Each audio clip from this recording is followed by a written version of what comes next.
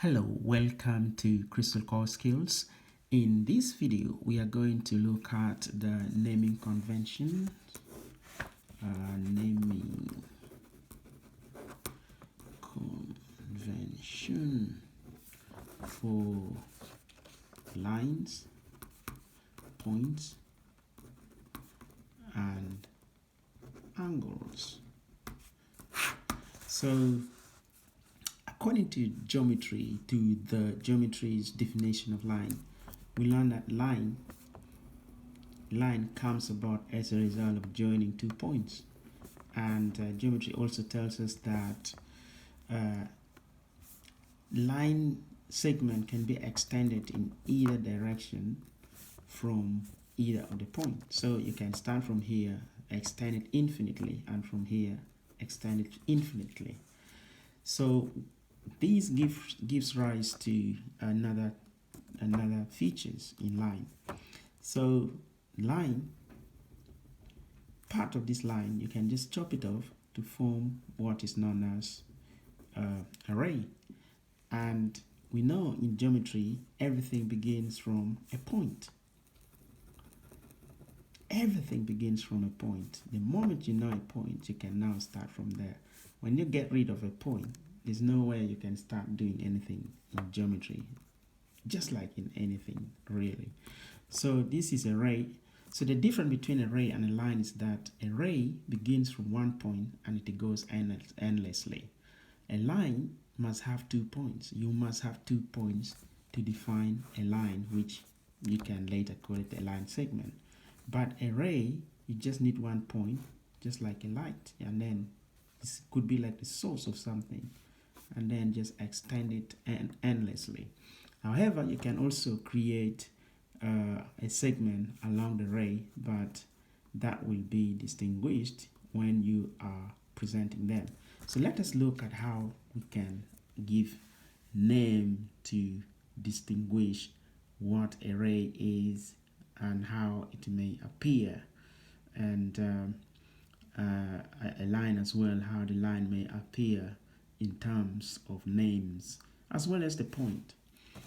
So this is very important because you need to know which area presents what and which point is which, especially when you're dealing with complex problems.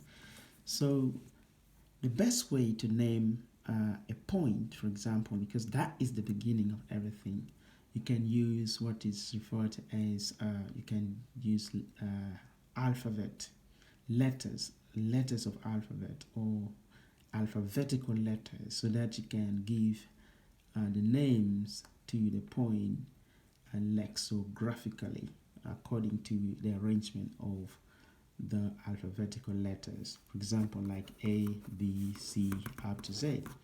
Or you can give a quantitative name, like by giving numbers to represent a specific point, like 1, 2, 3. For example, at this point you may have like A, and then and on this segment of the array we can have like A, B, because we have the starting point there, and then on this line we can have like A, B as well. Now we have points on the lines and points on the segments. How can we now present them? At least we have started it with the point. We know that a point can be represented by a dot, and we can give a name like A, or you can use numbers like number 1.1. You can say 1, 2. You can say 1, 2. It's all the same, but it's good. It is a good idea to use letters so that you can be able to manipulate them and the order will be maintained properly. So let's take a look at how to define this one. For example, a line segment AB, you can just give it a name. You can use like some symbol or letters. One of the letters say this is line B, this is line C, this is line D, but that is not definitive, because you know that a line comes as a result of the points on them. So it's a good idea to use points instead of using just one letter to indicate a line. However, in some situation, you may need to use a letter to symbolize a line or a line segment. Now, in this case here, we are going to say AB line segment. This line segment is AB, but then you need to put the symbol there to represent a segment AB. But what segment? So you can say, okay, this is a line segment AB. So you need to put that arrow on top to symbolize a full line segment. And for the ray, you can say ray segment AB. But you can as well use ray segment like that. But if you just met something like, if you just find something like that, being presented somewhere, you may say, wow, is that segment of a line or segment of a ray? So in this case, you just put one arrow pointing at one direction only to indicate that this is in fact a segment AB of a ray.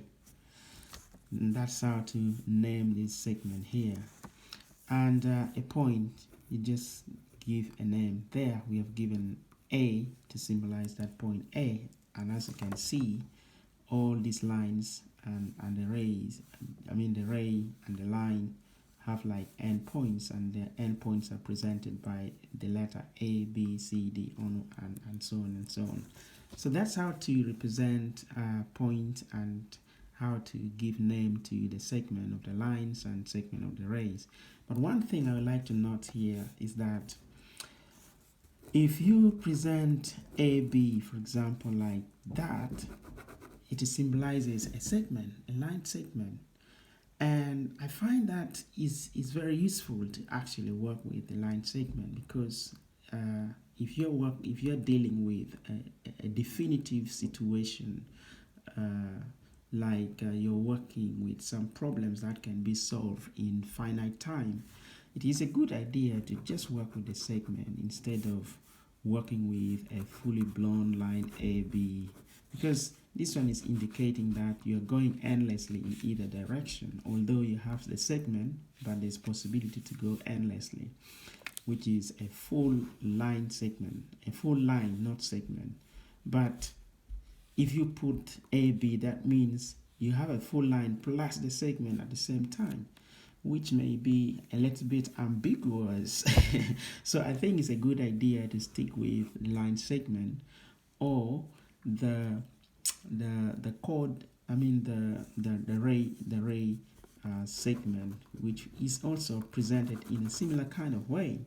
So instead of having AB that will go endlessly that side, you only have AB segment, AB segment, AB, which is, I think, is a good way of dealing with problems that are not infinite. Like we don't want to go infinitely when we are solving a problem. We want to be definitive. So yeah, this is actually some of the things I would like to highlight, because it's very confusing sometimes, and it's very ambiguous to present lines and rays together with a segment at the same time. However, it is very useful to have this idea at the back of your mind so that you know how to present